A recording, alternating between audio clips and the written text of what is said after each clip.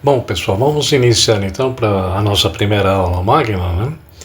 E, logicamente, sempre haverão de existir muitas definições, muitos textos explicativos no sentido para podermos entender essa fase inicial, né? Fase essa que precisamos compreender. Por exemplo, que quando há mais de 50, 60 anos atrás, onde tudo começa através de alguns processos de compreensão, entendimento de que tudo aquilo que o agricultor, o pecuarista produzia, e até então o que ele gerava de riqueza através da terra e através dos animais que ele criava até então, isso precisava escoar, essa produção de alguma maneira, de algum jeito, precisava sair efetivamente, né? E para onde colocar? De que jeito? Com uma imensidão tão grande que é o nosso país é gigantesco, e isso na realidade transcendem alguns aspectos que geralmente precisam ser muito bem pensados sob o ponto de vista de logística e uma série de coisas. Mas antes disso, aonde colocar os meus produtos? As indústrias, a mesma coisa, né? Falar, puxa vida, eu tenho uma tecnologia legal, bacana, eu tenho produtos extremamente importantes e interessantes para a agropecuária, mas aonde eu vou colocá-los? Aonde eu vou distribuí-los? Não tenha dúvida nenhuma que isso deveria ser colocado, né, de alguma maneira, de algum jeito, no canal de distribuição. Isso é óbvio, né? Mas aonde estão esses canais de distribuição? Como eu vou contratar ou ter uma equipe para atender um canal de distribuição ou um determinado tipo de varejo em Mato Grosso, no Pará, ou no Rio Grande do Sul, em Porto Alegre, ou na Bahia? Como fazer tudo isso? Então, as empresas de produtos e serviços começaram a se mobilizar, né, para que isso pudesse ter um ganho de escala, para que os produtos pudessem chegar nas mãos daqueles que realmente importam e interessam. Então, as áreas comerciais, as áreas de marketing das empresas e inclusive dos revendedores começaram a se mobilizar para poder, precisamos crescer nesse negócio tão maravilhoso que é o do agro. Para atender o quê? Para atendermos efetivamente os consumidores, né? Mas esses consumidores estão aonde, né? Eu preciso ir na fazenda, como é que eu me relaciono, como é que eu gero receita e ao mesmo tempo eu atendo essas expectativas e mostre a esse público-alvo os meus lançamentos, os novos produtos, como é que a tecnologia chega, a tecnologia de ponta, enfim, uma série de desafios precisavam ser realmente e ainda precisam ser desbravados nesse país gigantesco que é o nosso. E muitos desses consumidores, na realidade, estão aonde? Eles estão no ponto de venda, né? Ponto de venda esse que é fundamental para que eles troquem informações, comprem produtos e ao mesmo tempo se relacionem. Então, indústria e comércio, e principalmente os varejos, né, começaram a estabelecer essa relação. Relação essa que, hoje, nos dias atuais, esse ponto de venda, vamos entender que ele não obrigatoriamente ele seja atualmente mais só físico. Não. Existem muitas maneiras, né? E isso nós vamos ver mais lá na frente para não entrar nesse quesito agora. Mas o ponto de venda é fundamental para que essas relações sejam muito bem definidas e muito bem estabelecidas por essas pessoas que ora estão nas fazendas, né? Você tem o peão, você tem o gerente, você tem a proprietária, você tem o proprietário, todos os que moram dentro dessa fazenda, aqueles que são mais diretamente ligados à atividade de venda propriamente dita, E, a partir daí, começaram a pensar mais efetivamente aí onde entram as indústrias nesse ponto de desenvolvimento fantástico, que elas têm esse conhecimento específico para se desenvolverem e desenvolver o varejo, obviamente, mas isso requer um esforço grandioso, que é exatamente a sua área comercial. E dentro da área comercial, que é vendas e marketing também, começaram a trabalhar o que é exatamente o marketing, né? Então, muitas revendas não sabiam até então o que era marketing, não digo no que tange às indústrias, mas o que vem a ser, só para dar uma explanada para alguns daqueles que não conhecem, como está aí a definição. É uma palavra que vem do substantivo market, que significa o quê em inglês, né? Mercado. Esse significado engloba várias coisas, que são os métodos e técnicas que se destinam ao desenvolvimento das vendas, dos negócios, e envolvem as estratégias de cada uma dessas indústrias, de cada empresa, para a atuação no mercado. Onde eles vão analisar para regular preços, como é o canal de distribuição, o que eu devo fazer para o meu canal de distribuição, o que eu devo comunicar, como eu devo comunicar, como propagar e que produtos eu devo efetivamente lançar e colocar no mercado. Esse conceito, na realidade, é também uma ciência que estuda um mercado que busca conhecimentos úteis para que essas empresas possam ofertar os melhores produtos, os seus lançamentos, o que eles têm de serviços e que podem ser prestados para esses consumidores. Mas esses produtos e serviços têm que ser adequados para atender às necessidades e satisfação dos consumidores, não tenha dúvida nenhuma.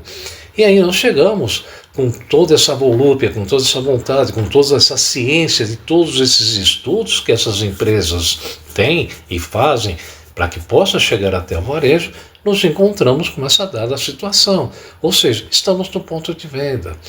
É aí onde todo mundo se encontra, é aí onde todo mundo conversa, onde trocam informações para que se chegue a um acordo, para que a venda ocorra, que os produtos cheguem exatamente aonde eles devem chegar. O que nós podemos dizer efetivamente, para fechar todo esse ciclo, é que no ponto de venda é exatamente onde a venda acontece de fato. E quando nós estabelecemos ou verificamos como é o layout dessa loja, como ela coloca, dispõe e expõe os seus produtos, isso gera uma grande confusão, porque muitas das lojas transferem aquilo que é o seu depósito para a loja. E quando você vai verificar e analisar, né, não existe exposição de produtos. Não existe categorização de produtos. Lojas antigas, lojas ainda que não se preocupam em como ou melhor atender o consumidor, não estou dizendo na sua maioria não, mas é uma grande parte nesse Brasil afora. Lojas como essa que vocês estão vendo, que são lojas limpas, claras, climatizadas, com exposições adequadas de produtos, isso é raro de se ver aqui no Brasil, é muito raro. Por isso que nasceu, e agora também é ainda uma novidade para esse mercado, que é o trade marketing. Ou seja, já é uma área maravilhosa, específica, que estuda exatamente o comportamento do canal de distribuição. Enquanto o marketing estuda o consumidor e as suas necessidades e tudo aquilo que nós vimos anteriormente, já citado, o trade vai analisar exatamente os canais de distribuição, ou seja, quais são as suas necessidades especificamente. É uma prática, o trade, de um B2B, né, que no inglês significa de empresa para empresa, que foca nos seus canais, sejam eles os canais diretos da indústria e varejo diretamente para o cliente, ou canais indiretos, quer eles sejam atacados, distribuidores, e vai por aí afora, de acordo com as suas nomenclaturas. e tenha qual é a prioridade, o grande objetivo do trade, atender as demandas específicas do shopper no ponto de venda. O que é o shopper? Nós vamos ver, mas lá na frente eu vou conversar muito detalhadamente sobre esse aspecto. Os consumidores começaram a ficar cada vez mais e mais exigentes, ao passo em que a competitividade aumenta, né? E o poder de compra das pessoas também. Então, como é que eu atendo um cliente extremamente potencial, grandioso, do lado eu tenho um outro que é pequeno, que pode ser muito importante também. Quantos clientes pequenos eu tenho? Quantos clientes são grandes? Como é que eu divido toda essa massa crítica de clientes? Precisa se analisar, precisa se estudar. Para a indústria, ela precisa estar na frente para explorar esses canais e chamar a atenção do consumidor. Como fazer tudo isso efetivamente? A definição, ela pode ser resumida pelas práticas planejadas e executadas pela indústria, com o objetivo do que? Qual é o principal objetivo? Aumentar as vendas e otimizar o que? A atuação desses canais de uma forma geral para que todos possam sair cada vez mais e mais ganhando, lucrando, todas as partes efetivamente. Enquanto que o shopper é um personagem principal de qualquer história relacionada a trade marketing. O que ele compra, como ele compra e onde ele compra são detalhes que mudam qualquer tipo de planejamento da área de marketing e de trade marketing. Muda e muda radicalmente. As indústrias entenderam que o varejo precisava ser respeitado como parceiro nas vendas, já que esse seria o principal canal de vendas para chegar até quem? Até o consumidor e até mesmo o shopper. Mas as indústrias e as empresas perguntam para si próprias, mas nós, o trade marketing, temos que entender de loja, de consumidor ou desse tal de shopper? O que é mais importante? Aonde eu devo focar e centrar os meus recursos e os meus esforços? E é a partir daí que algumas coisas que nós iremos analisar mais para frente. Mas o que é um PDV para o varejo do agropecuário, o agronegócio nos dias atuais, né? A questão de alguns anos atrás, eu tive a oportunidade de visitar muitas lojas, né? Muitas. Quando eu digo alguns anos atrás, aqui é uma loja lá em Minas Gerais, e nessa visita era dada uma consultoria junto à indústria, um dos clientes, para que nós pudéssemos avaliar o trade marketing. A situação dessa loja inicialmente, lá em Montes Claros, só para vocês terem uma ideia, vejam os equipamentos, como eles lidam com os equipamentos. Verifique e analise, isso foi filmado, esse filme está aí, o filme é extenso, mas eu não vou mostrá-lo agora, é só um pedacinho. Imagine como é o estado dessa loja. Imagine como é que o cliente, o consumidor, se sente dentro de uma loja dela. Você parte do pressuposto que hoje você tem clientes, grandes clientes que vão não só para outros países, conhecer outros mercados, e que são grandes potenciais consumidores que visitam grandes lojas de shoppings e vai por aí afora e chegam numa loja como essa para ser atendido. Não dá, né? Realmente é complicado. Então precisa olhar melhor para esse tipo de situação. Agora, qual é o caminho do PD físico do agronegócio efetivamente? Aí tem vários estudos, aliás, quando eu digo vários estudos, dentre alguns segmentos, realmente são muitíssimos estudos. No agro você tem muito pouca coisa. Mas aqui teve um enfoque de trade que foi dado alguns anos atrás, eu estou deixando aí o texto para vocês darem uma olhada. Começou-se a analisar o caminho do canal de distribuição do agro, provavelmente ele siga um caminho do supermercado. E aí cada um, né, aonde ele vai evoluir, como é que ele vai evoluir, segue isso, segue aquele, enfim, alguns concordavam, outros não, mas algumas coisas levavam a uma comparação também aceita e não aceita por outros, né, nessa comparação, argumentando que essa comparação pudesse ser feita com alguma coisa tipo do mercado do setor farmacêutico. Né? Porque dentro de uma loja de agronegócio, você tem produtos técnicos, né? Você tem realmente defensivos, você tem alguns que são receituários, precisam de prescrição. Né? E a propósito dessa discussão, no setor farmacêutico, levou-se esse critério porque ali não se vende só remédios numa farmácia. Por isso que foi feita essa comparação. Tá?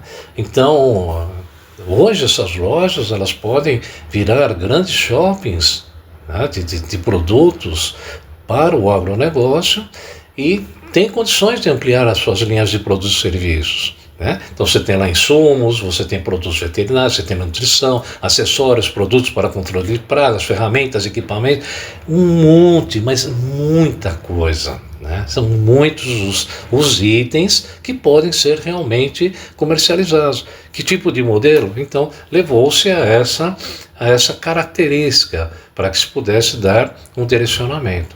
Mas isso ainda se discute e muito nesse aspecto. Né? Vamos ver o que de repente pode acontecer. Dentro do mercado farmacêutico, desse segmento, as empresas, indústrias têm investido muito e o varejo também. E a evolução está ocorrendo de forma pragmática e muito interessante. Quando você olha grandes redes de farmácia pelo Brasil afora, grandes, mas não são pequenas não. O investimento que as indústrias e essas redes fazem para desenvolvimento da sua área de loja, o seu piso, né, o seu chão de loja, para que vendam a cada vez ou a cada dia, o metro quadrado tem que vender mais. Isso significa que, olha, hoje, nesse ano, eu tenho uma loja de 1.000 metros quadrados, eu vendi X milhões de reais em um ano. A partir do próximo ano eu vou vender quanto por metro quadrado? Então isso são contas extremamente interessantes. Quantos itens eu tenho hoje na minha loja? 20, 30, 40, 50 mil itens? Devo reduzir, não devo reduzir? Imagine quantos estudos não devem ter nesse sentido. Eu peguei até agora um filme que eu vou mostrar para vocês, de uma loja de farmácia lá da Itália, onde eles pegaram uma loja pequena, né? E como é que eu posso transformar uma loja pequena num grande negócio? Que é ainda, embora eu estava falando que o segmento farmacêutico e varejista dessa área tem se desenvolvido, mas mesmo assim, se você pegar os milhões de lojas existentes, ou milhares, melhor dizendo, de lojas existentes nesse país, tem muitas delas ainda que são extremamente deficientes. Né? E nesse aspecto, qual é o processo? Como é que eu inicio? Então esse filme, ele dá realmente uma ideia para vocês do que é que efetivamente deva ser colocado e ser analisado. Não é simplesmente colocar um produto aqui, mudar uma glândula ali, ou fazer uma pilha colar. Não é bem assim. Tudo requer um grande planejamento. E esse filme mostra exatamente o que é isso. Então vamos dar uma analisada no filme.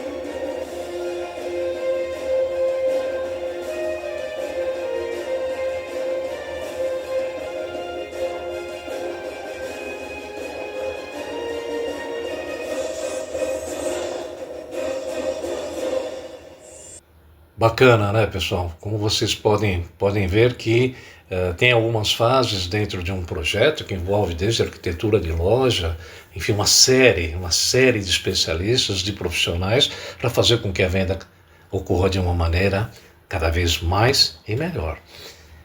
Agora, ainda dentro dessa linha daquilo que nós estamos discutindo sobre o varejo, né, quais são as tendências, tem uma coisa muito legal aqui, que foi uma análise que saiu de uma publicação na revista do Globo, através da Cíntia Leitão de Souza, que é diretora de marketing da Nutrien América Latina. Ela faz algumas analogias muito interessantes que eu quero passar para vocês. Quais sejam, né? Vamos lá. Enquanto nos últimos 20 anos a produtividade brasileira se transformou, o varejo, a relação comercial no segmento, ficou estagnada. A configuração dos canais de vendas e o modelo de relação comercial dos insumos agrícolas é similar de norte a sul do país. Os modelos ficaram presos no tempo e no ambiente tradicional da sala simples de atendimento atrelada a um barracão de produtos para retiradas emergenciais. Pouco ou quase nada se oferece além disso e da prestação de alguma assistência técnica no campo. O ponto é que o mundo mudou e os agricultores também mudaram. Mais eficientes e exigentes, eles demandaram ou demandam por muito mais, ou seja, eles querem mais. E é exatamente nesse ponto que se conectam as oportunidades e a transformação dos negócios e das relações. Assim, quebrando o tabu do tradicionalismo instaurado, o agro se reinventa mais uma vez. Nasce a era das experiências, uma extensão das mudanças vivenciadas pelo varejo de consumo, agora transformados para impulsionar quem? O agronegócio. Hoje, com a tecnologia disponível, a revenda, o barracão de armazenamento de insumos, o papel dos representantes comerciais e das cooperativas terão que ser revistos. Isso sim, eles terão que agregar valor ou estarão fadados a desaparecer. Está na hora de transformarmos os tradicionais pontos de vendas, ou os PDVs, e, finalmente, os converteremos em pontos de relacionamento de experiências. Olha que interessante. Pontos de relacionamento de experiências. Afinal, com um simples telefonema por computador, do próprio celular, sem sair da fazenda, o agricultor pode agendar a compra e entrega de qualquer insumo, semente ou adubo. Ele não precisa mais a revenda analógica para a aquisição desses bens, nem para tomar um cafezinho. Se é para o agricultor se locomover até uma revenda, que seja para ser recebido em um centro tecnológico, especializado, preparado para educar e alavancar o conhecimento desse agricultor e ajudá-lo a impulsionar os negócios. Dá para entender aonde nós estamos hoje, né? A dicotomia entre alguns pontos e para onde estamos indo e aonde estamos. Ele precisa sentir que seu tempo foi recompensado, que obteve algo a mais do que ele poderia ter consumido sentado em seu pátio, olhando o pôr do sol ou tomando uma limonada com seus filhos. E é isso que se faz realmente os nascedouros de centros de experiências. Né? Então, as empresas estão cada vez mais empenhadas em fazer com que essas ideias saiam efetivamente do papel para serem finalmente implementadas. Mas aí eu pergunto, será que o varejo está preparado para essas transformações? O que era, né, fazendo uma analogia, o que era um banco antigamente, uma agência bancária, e o que é uma agência bancária hoje? Tudo você faz pelo celular, tudo. E a agência bancária serve para quê hoje? Para relacionamento, para experiências, para verificação de novas coisas ou alguns detalhes ou alguns assuntos que eu não consigo resolver pelo celular. E é exatamente nisso que nós deveremos estar atentos e pensarmos sobre o nosso papel no futuro. E é exatamente isso que nós estamos falando. Ou seja, só não vê quem não quer, né? Porque deve haver e tem que acontecer essa mudança radical, e ela virá. Tá? Quer você queira ou quer você não queira, ela tem que acontecer, de fato, e ela virá. Porque a experiência de compra, na realidade, quando eu falo no ponto de venda físico, ele ocorre através de algumas experiências de compra, né? Sem sombra de dúvida, né? No marketing digital é completamente diferente. Isso é uma outra história que nós vamos estar falando muito mais lá na frente. Tá? Então, nós precisamos realmente analisar e saber esse grau de importância que existe nessa experiência. E isso ocorre através de alguns pilares. Pilares esses que são sortimento, preço, visibilidade e promoção. Para eu não me alongar muito, eu vou colocar no próximo chart, né, para que vocês possam fazer a leitura, o que significa cada um desses pilares, né, para que você possa compreender mais por onde passa essa experiência de compra no PDV físico. Veja a seguir.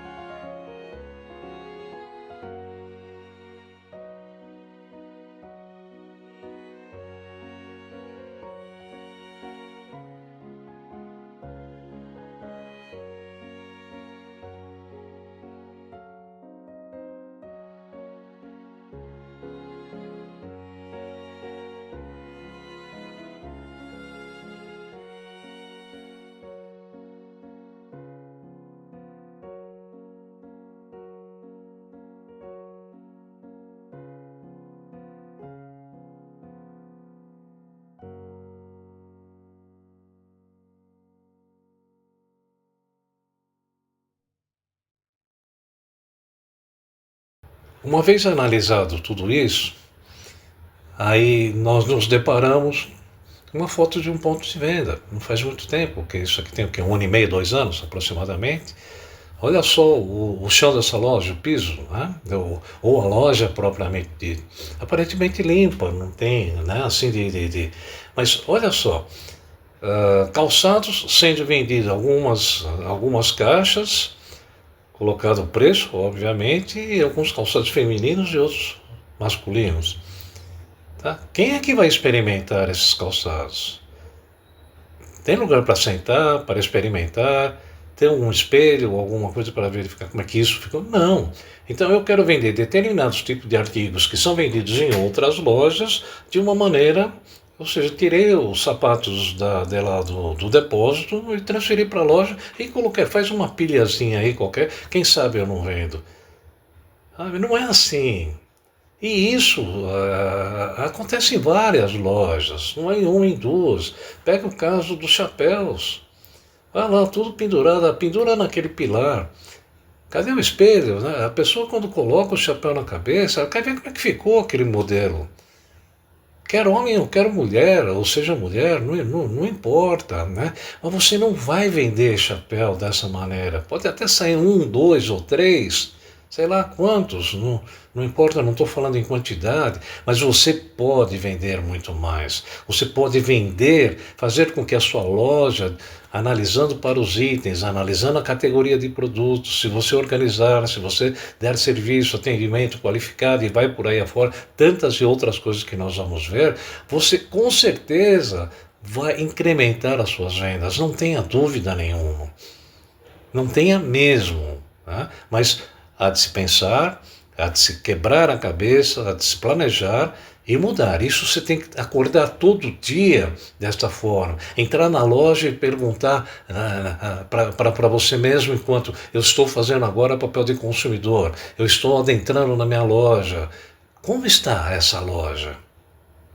Pergunte, veja, sinta, será que ela está realmente muito adequada? Quantos outros pontos de venda concorrentes você já foi visitar e analisar? para saber os diferenciais competitivos entre o que existe no seu concorrente versus você. Ah, mas ele está longe de mim, ele está a 200 quilômetros, 150 quilômetros, ou sei lá, ou ele está do lado, como no caso em Goiânia, onde você tem uma loja do lado da outra, um concorrente do lado do outro, um melhor que o outro. Como é que faz tudo isso, né? Então, há de se repensar e pensar muito, muito, muito, muito bem. Na sequência eu vou apresentar 3 filmes para vocês, para que vocês possam ter noção em outros segmentos de mercado. Nesse aqui é um desenho feito, né, um estudo elaborado para uma loja de um grande varejista aqui em São Paulo, de eletroeletrônicos, e que faz análise de cada item, de cada seção, de cada categoria de produtos, muito bem divididos, como deve ser a análise, porque isso vai influenciar, inclusive nas compras, nos estoques, né? Hoje em dia o comprador tem que ser muito, mas muito comedido para saber aquilo que efetivamente ele vai comprar. Mas para que ele possa ser comedido, ele precisa ter análise, ele precisa ter estudos. Então, verifique, essa é a fase inicial, ainda é a primeira aula, né, que nós estamos falando, de conhecimento, mas só para vocês já sentirem os desenhos que são feitos. Isso aqui não esse desenho foi feito e projetado na planta da loja, aonde deveria ser feito cada categoria de produtos e como deveriam ser expostos cada item da mesma loja.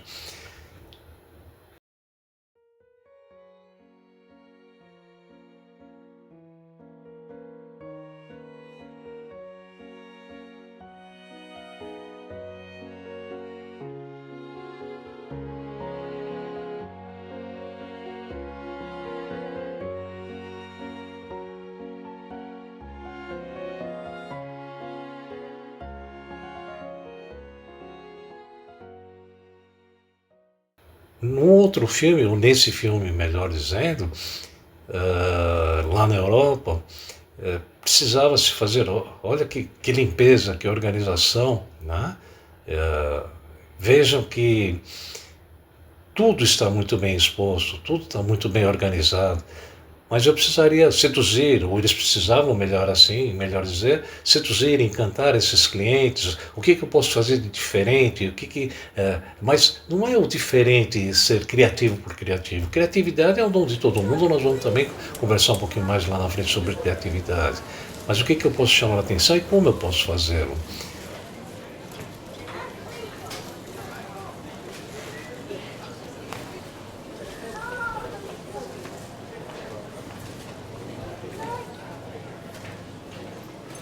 Ai serra nanni nevano e saliette, tu sai adò, tu si o ingrato più dispiette, farme non può, adò, lo poco cocce nassi fuie, te lascia sta, e non corre più da presumiante, farme non può.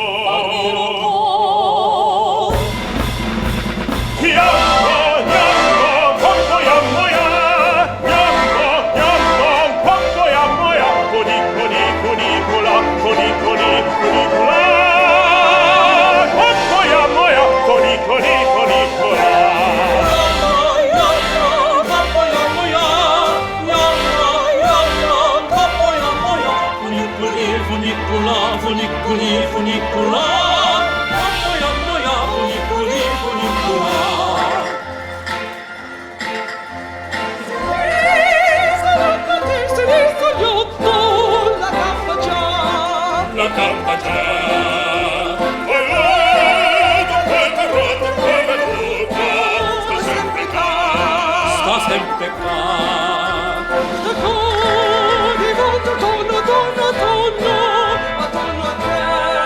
Attorno a te.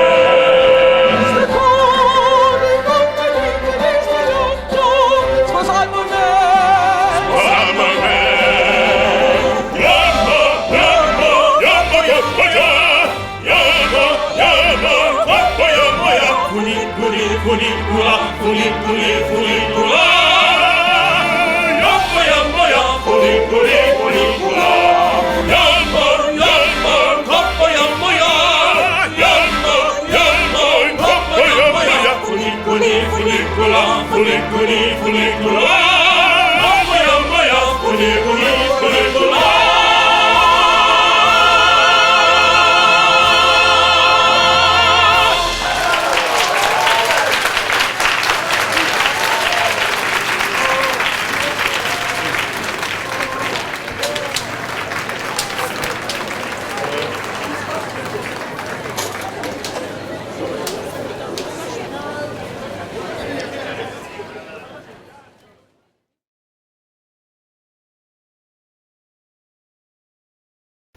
E no último filme, o melhor nesse que aqui está agora, no setor de calçados, nessas lojas que cresceram de uma maneira assim absurda, sempre com a análise das indústrias e os varejistas trabalhando de mãos dadas para poder chegar nesse contexto, que aí está nesse filme que vocês vão ver e verificar, fazendo com que através mesmo do PDV físico, o consumidor pode comprar online, não importa, mas comprar online desse mesmo varejista, que é tido como, que nós vamos conhecer também, dentro dessas definições, no Omnichannel.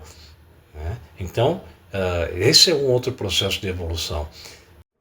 Hi, my name is Chris Aubrey and I'm from Adidas. I'm the VP of Retail Marketing and I'm here today to introduce you to Adiverse, our virtual footwear wall. The idea of the wall is to extend the physical product range that we have in the store through a virtual product range shown through these screens here. The wall reacts to consumers as they approach the wall and can tell whether they're male or female, can then make a recommendation of products based on that recognition.